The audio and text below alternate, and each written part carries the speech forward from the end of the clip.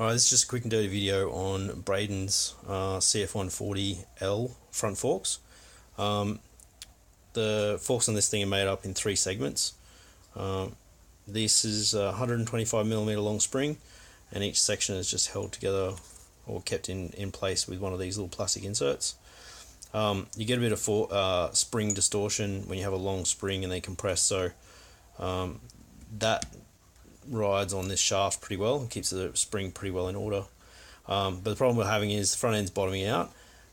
Front wheel tends to come vertical enough to hit the head and the engine guard, so I want to do something with it. What I found out though was that the bottom 2 springs, not on this one because this is not his, but the bottom 2 springs are a heavier duty 3.5 or 3.6 mil wire thickness spring, and this one here is a 3.23 or 3.25 millimeter wire on the spring. So what we did, I was a bit sneaky. I scored for $10. I scored a second fork that had leaky seals and was no good.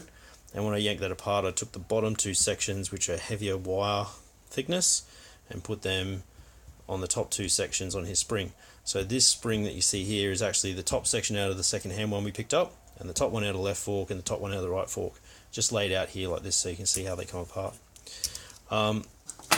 So then the preload, what we're doing here is that this is the standard preload.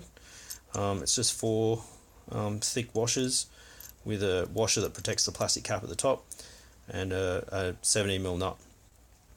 So what we've done with this one is took 2 of the spacers, or 2 of the washers that were in the second-hand fork, added that to the preload. So now we've got a heavier duty spring in the top here, so it's not as progressive, it's more linear, and 6 spacers instead of the 4. These caps screw onto the top of here, and then they screw into the top of the end cap on the fork. So that fork there has got the spring on, pretty much ready to go. This one here doesn't. I'll just get this spring. This is one that's ready to go in. I'll get that, install it into here, put the fork tube outers on, and they'll be good for oil, ready to go.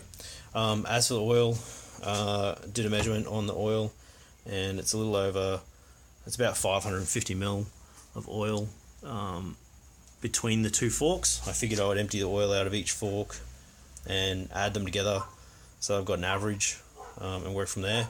The forks are basically half empty, so what we're going to do is probably put quite a bit extra oil in there, just so that we've got a smaller air gap, so it has a bit of a more air spring effect when we put them back together. So and that's the remnants of a leaky fork seal on the second-hand fork that we picked up. It's just hanging up here so it can drain. I don't know how much time that's had on it, but the mess that was in there out of the 22-hour forks was pretty bad. So just going to put some 5W fork oil in, and then we'll see how we go.